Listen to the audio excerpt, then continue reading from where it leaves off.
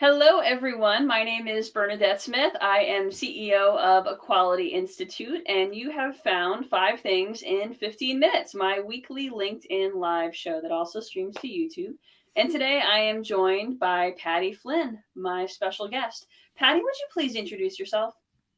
Hi, I'm Patty Flynn. Sorry about my voice. I had surgery a couple months ago and it's still coming back.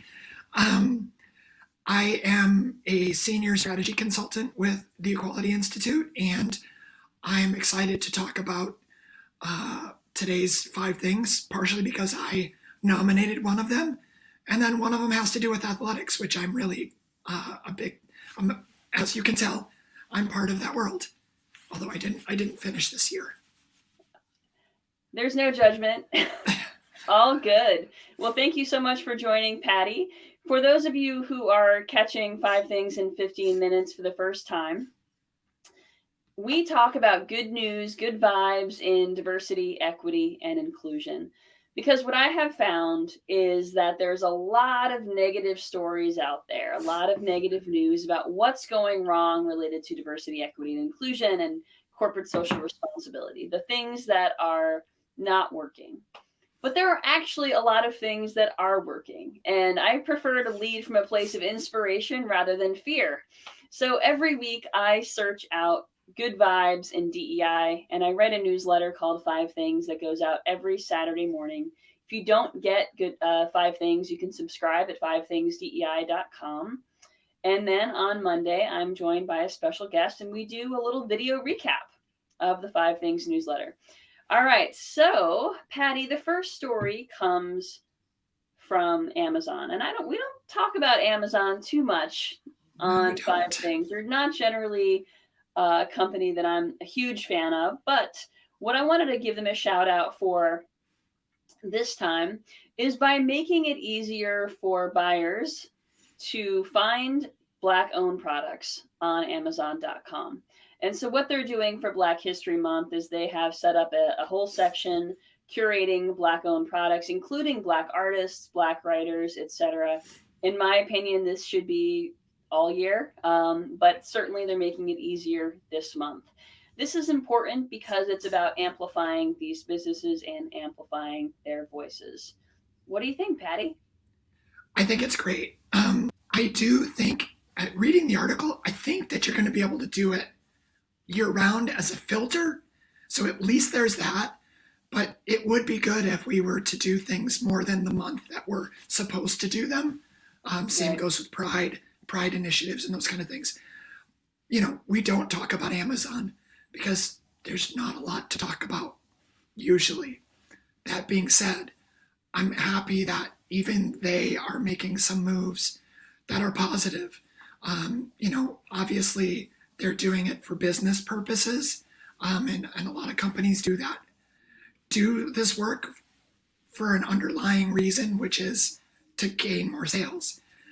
But if that can work along with bringing some folks some attention and strengthening those voices, then I think it's a net positive. Um, Yeah. Sorry, as go ahead. someone without a car, I've had to force myself to use Amazon if I can't find something locally.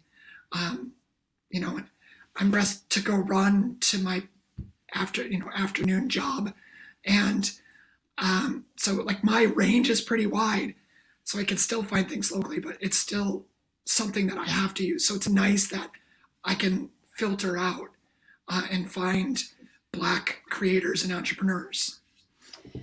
Yeah, I agree. I mean, ultimately, amplifying voices of underrepresented folks and historically marginalized folks and amplifying their voices, giving them a seat at the table, expanding their access, all of these things are are forms of equity. And Yeah, and equity is the E in DEI. yeah, And equity is really about expanding access, giving a seat at the table, and helping change the systems to give folks who have been historically excluded a fair shot to succeed, right? yeah. And that's what I like about this. Yeah, of course Amazon has their eye on margins and profit and all of that, and yeah, it's kind of a feel good thing, but why not have the win-win? I'm all about Yeah. the win-win, right? You know, Yep.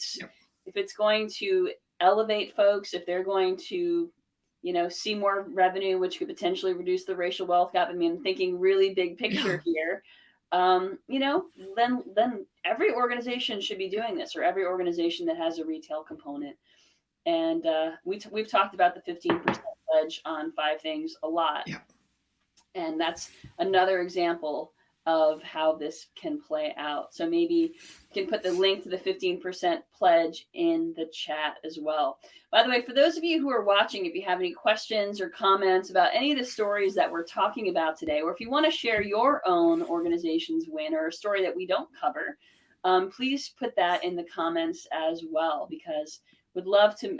I do a lot of work to try to find these stories, but I certainly miss some. So certainly please let me know if you have stories yourself. Okay, next story, Patty, comes from Lego. Now, Lego is donating model brick MRI scanners to children's hospitals so that sick kids can understand what it's like to get an MRI, and they can therefore be less afraid.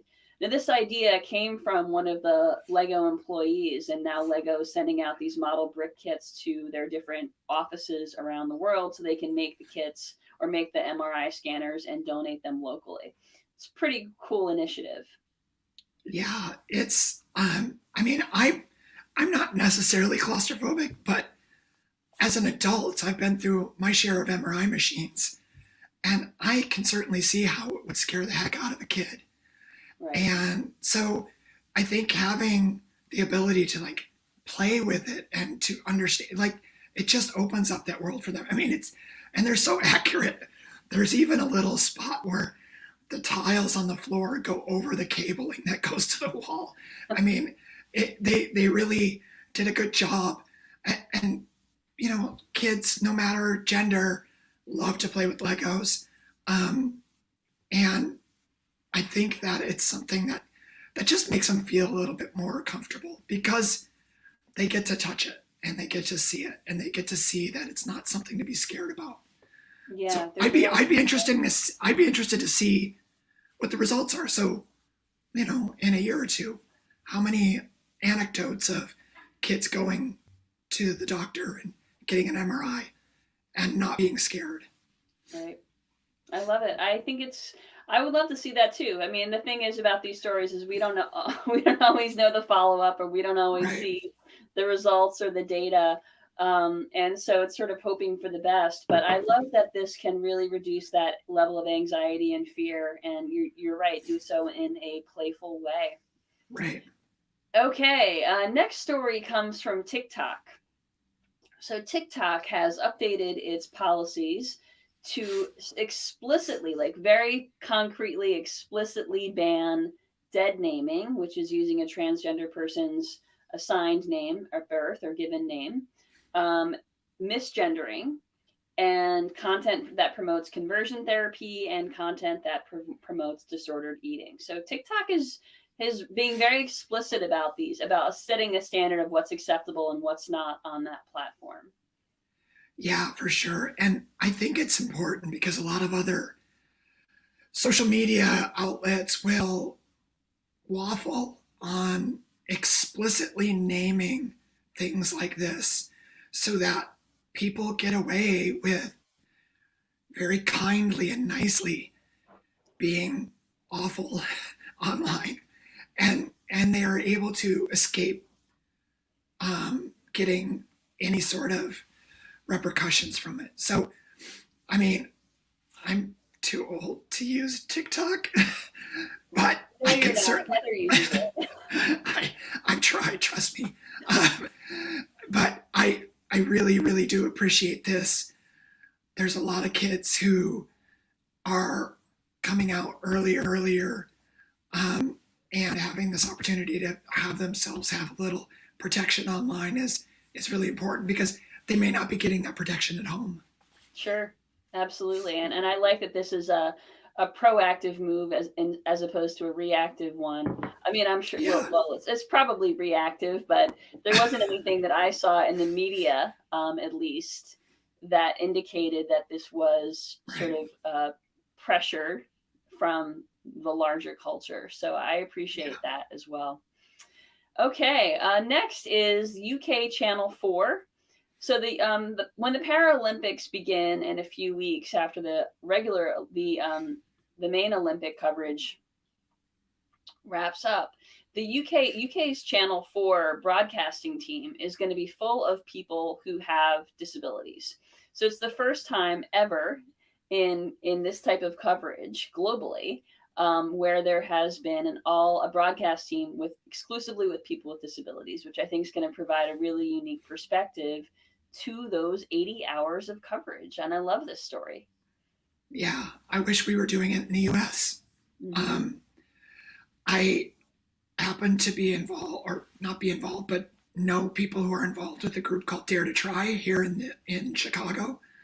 And through that, and through some of my work in the endurance sport world, I've gotten to meet some unbelievable disabled athletes that are out there doing some amazing things. And this just shows folks that they're seen, you know. So not only disabled athletes get to see their, themselves represented in the games on 80 hours of coverage, but also those aspiring journalists who are disabled, those That's aspiring true. sports reporter who is Mm-hmm. disabled, may think, I've got a shot.